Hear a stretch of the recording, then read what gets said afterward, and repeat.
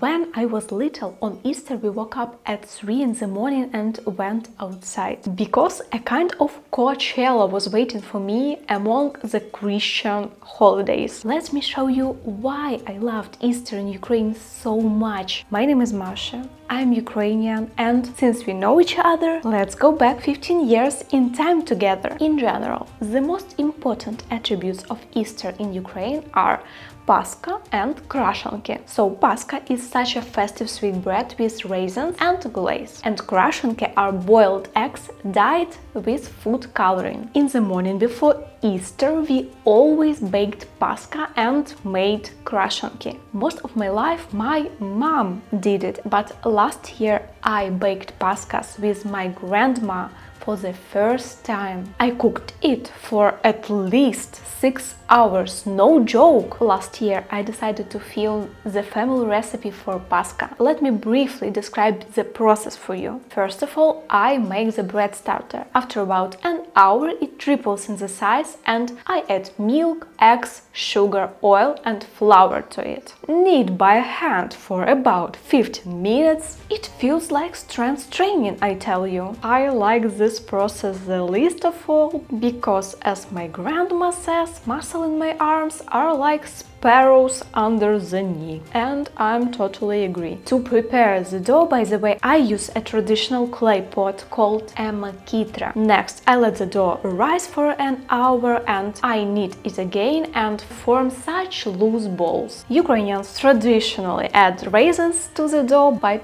I don't, because in my childhood I ate a kilogram of raisins in a day, and let's just say I grew very cold towards them after that. Next, I put it in the oven for 50 minutes, and when it's almost ready, I make the glaze. I mix the already prepared protein mix with water, but when I was a child, my mom prepared this glaze from egg whites and powdered sugar. I spread the glaze on them and sprinkle with these sweet things. I don't know what you call it. Next, I boil the eggs, dilute the food coloring in hot water and immerse the eggs. The egg will dry and it's ready. I remember in childhood when there were no ready-made dyes, we dyed eggs with a decoction of beetroot or onion peel. My grandma used to make patterns with leaves and it looks fantastic. Next, we packed 3 baskets for me,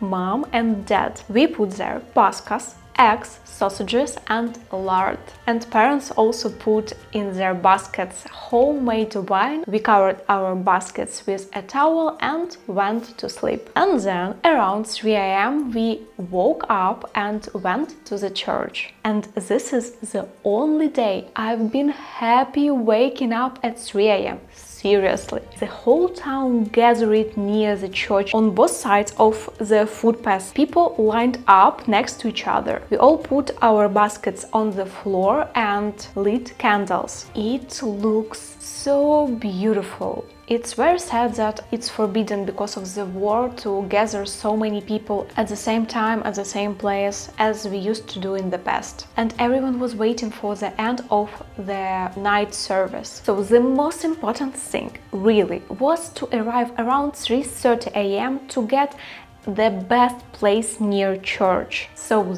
that your basket is consecrated on the first pass and you don't have to wait an extra half hour. And later, when the sun began to rise, the priest and the choir left the church with holy water in a basket and such a big brush. They congratulated everyone on the resurrection of Christ and poured holy water over people and baskets. And my mom always said this: whoever gets the most water will be the happiest. And to be honest, I'm glad to remember the refreshing and magical feeling from it. And then with the consecrated Paska, we always immediately went to the grandma's house. This is seriously my most favorite moment. And if we met someone we knew on the way, we had to say, "Christ is risen," and the other answered, "He is truly risen." Someone repeated 3 times, someone once. At the same time, close people kissed each other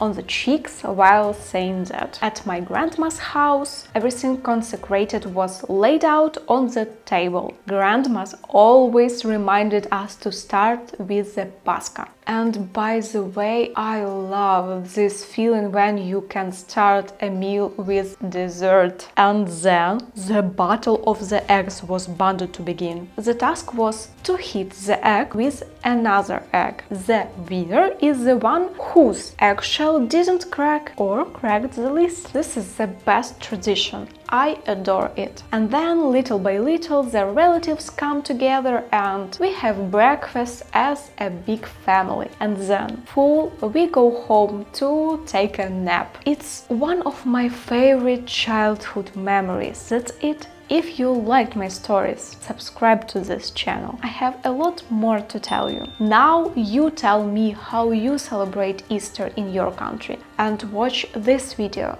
It's good, I promise. До побачення, everybody. See ya!